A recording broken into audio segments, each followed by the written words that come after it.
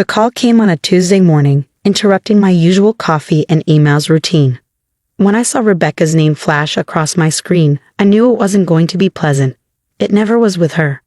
"Hello, Rebecca," I answered, keeping my voice neutral. "I've sold the house," she announced without preamble, her tone dripping with satisfaction. "The papers are signed, and the new owners move in next week. I hope you've learned your lesson about respecting your elders."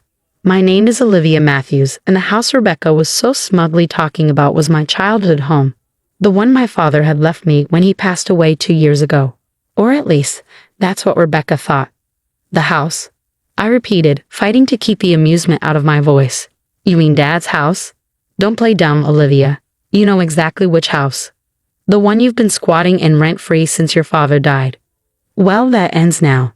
I found buyers who will actually appreciate the property."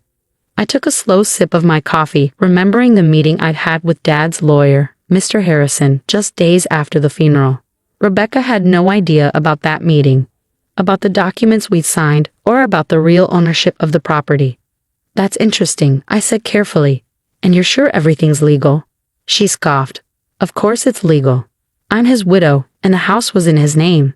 You may have been his precious daughter, but I have rights too. Maybe next time you'll think twice before questioning my decisions about the remodeling." There it was. The real reason behind this power play.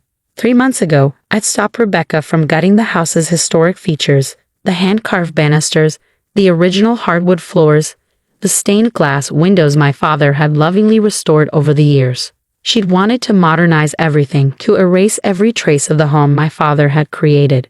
"I see," I said. "Well, I hope you got a good price for it." "Don't worry about the price," she snapped. "Just make sure you're out by next Friday. The new owners are eager to start their renovations." I could almost see her smirking, imagining me scrambling to pack up and move out. If only she knew. "Thanks for letting me know," I replied. "Goodbye, Rebecca." As I hung up, I couldn't help but smile. Rebecca had always underestimated me, just as she underestimated my father's foresight. She thought she knew everything about our family's affairs, but there was so much she didn't understand. I picked up my phone again and dialed Mr. Harrison's number. "Olivia," he answered warmly. "I was expecting your call." "She did it," I said. "She actually tried to sell the house." "Did she now?" I could hear the amusement in his voice. "Well, this should be interesting. Would you like me to set things in motion?" "Yes, please. And Mr. Harrison, make sure the buyers understand exactly what's happening. I don't want innocent people caught in Rebecca's mess." After hanging up, I walked through the house, my house, running my hand along the walls my father had painted, the door frames he'd restored, the window seats where we'd spent countless hours reading together. Every inch of this place held memories, stories, pieces of our life together. Rebecca had married my father 5 years ago, when I was 23. At first, she played the part of the caring stepmother perfectly, all smiles and sweet words. But after the wedding, her true colors started showing. She tried to drive a wedge between Dad and me, made snide comments about our close relationship, and constantly pushed to change things about our home. Dad saw through her eventually, but by then his health was failing. In his final months, he called me into his study one evening while Rebecca was at her weekly spa appointment. "Livy," he'd said, using his old nickname for me, "I need you to trust me. Things aren't what they seem with Rebecca, and I've made arrangements. When the time comes, go see James Harrison.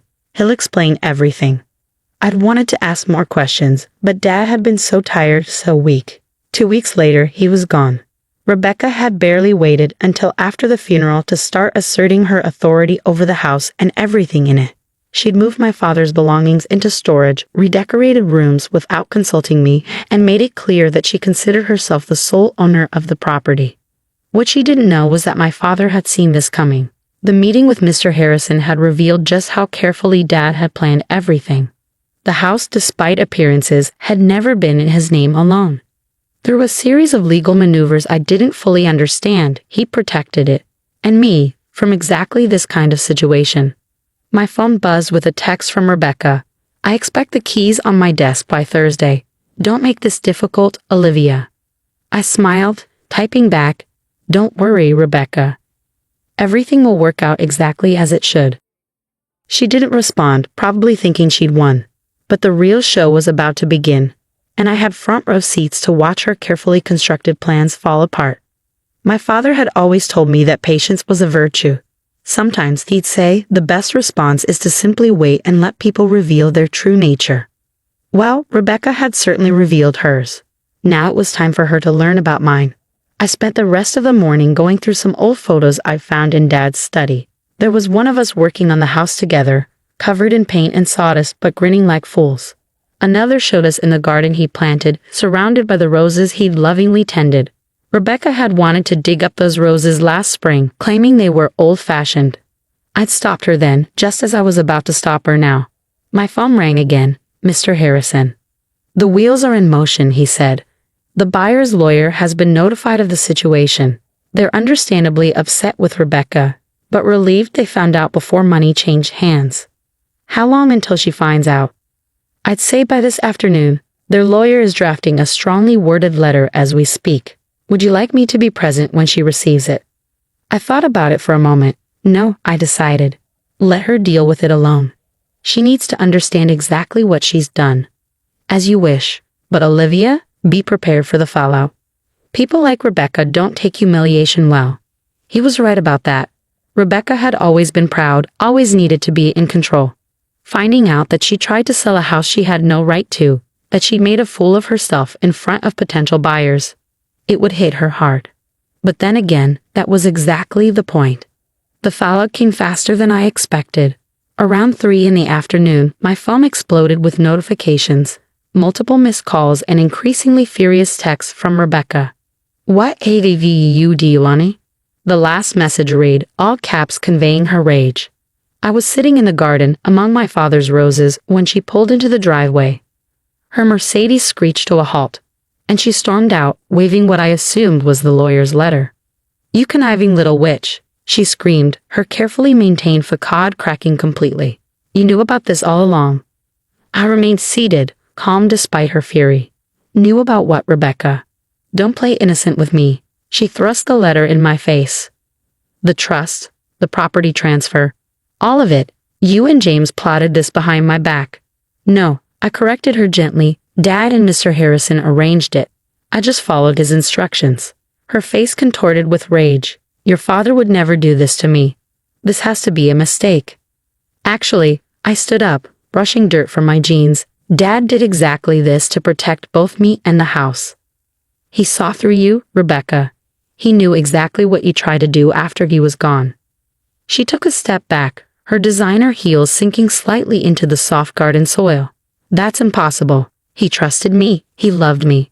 "Did he?" I asked quietly. "Or did he just let you think he did?"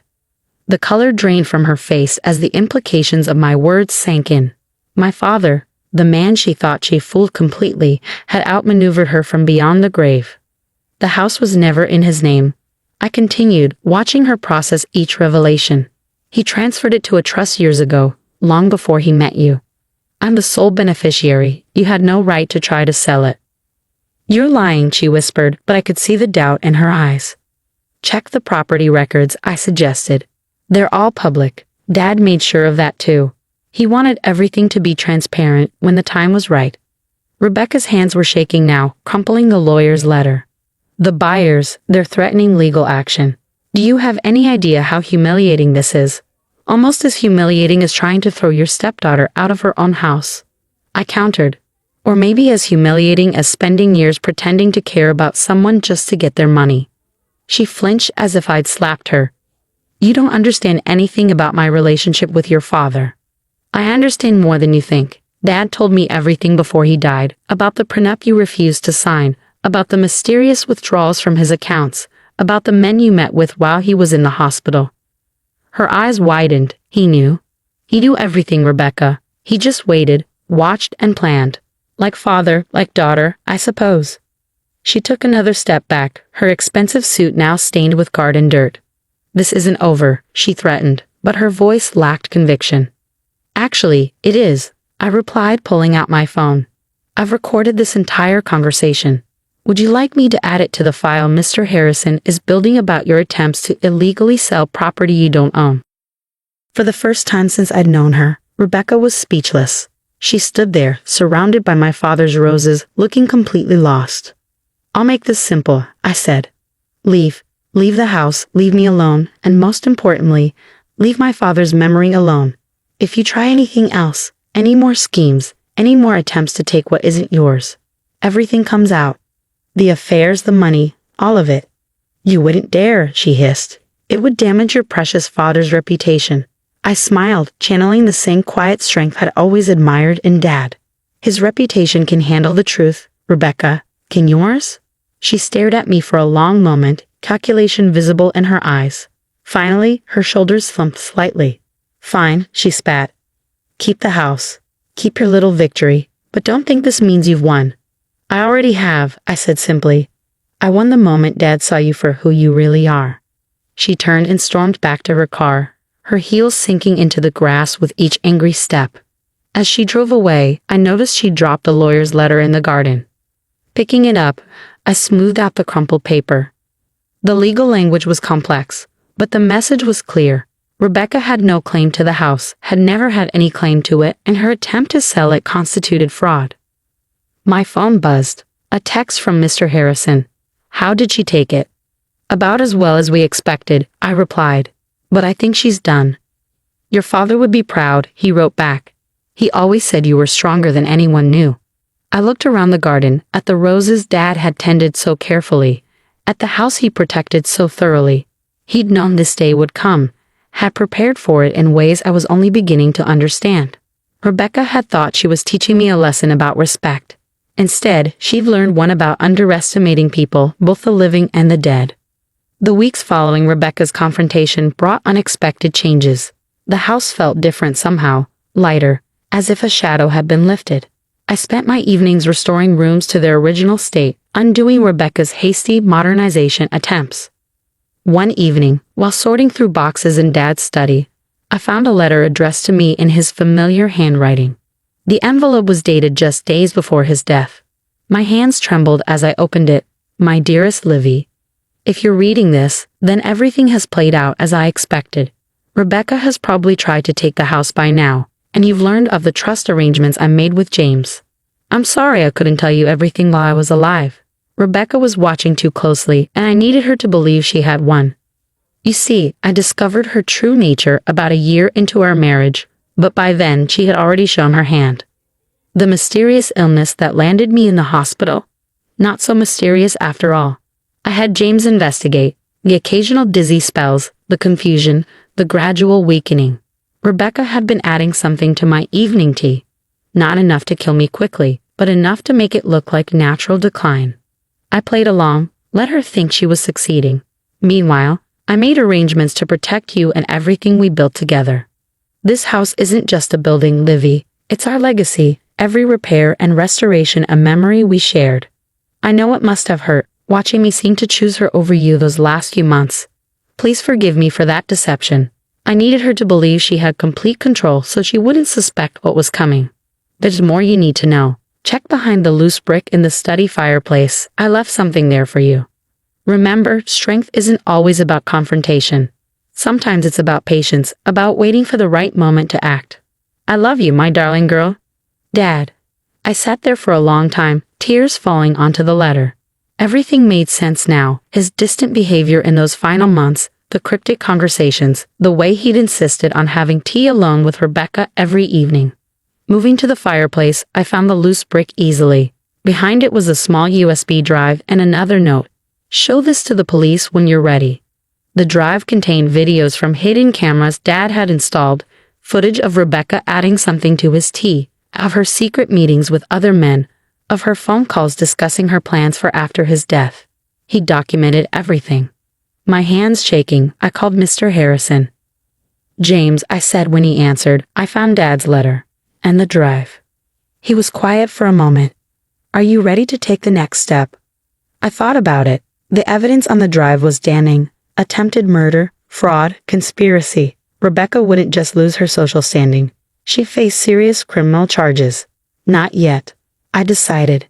Let's keep it as insurance. For now, knowing we have it is enough. Your father said you'd say that. He replied, and I could hear the smile in his voice. He always said you had his sense of strategy. The next morning, a large envelope arrived from Rebecca's lawyer.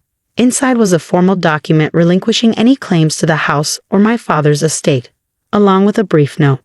You win, Olivia. I'm leaving the state. Don't worry about hearing from me again. Just keep what you know to yourself. She'd found the cameras. Of course she had. She would have been searching the house for anything incriminating after our confrontation. The evidence on the drive was just backup. The threat of its existence was enough. I stood in Dad's study, surrounded by the life we'd built together, and felt a deep sense of peace. He had protected me one last time, taught me one final lesson about patience and strategy. The house remained as he'd wanted it, preserved, cherished, a testament to our bond. Rebecca's attempt to steal it had failed, just as her attempts to come between us had ultimately failed. In the garden, Dad's roses bloomed more beautifully than ever. I tended them carefully, honoring his memory in every flower that opened. Sometimes, while working among them, I could almost hear his voice. Remember, Livy, the strongest roots grow in silence, hidden from view until the right moment to bloom. He had been right, of course. Strength wasn't always about confrontation. Sometimes it was about waiting, watching, and letting people reveal their true nature. Rebecca had taught me about deception, about the masks people wear. But Dad had taught me something far more valuable. How to see through those masks, how to protect what matters most, and how to win without losing yourself in the process. The house stands as it always has, a monument to love, patience, and justice served quietly but completely. And somewhere, I like to think Dad is smiling, knowing that his final lesson was well learned. As for the USB drive, it remains behind that loose brick, a silent guardian ensuring that some stories stay buried, at least for now. After all, as Dad always said, timing is everything.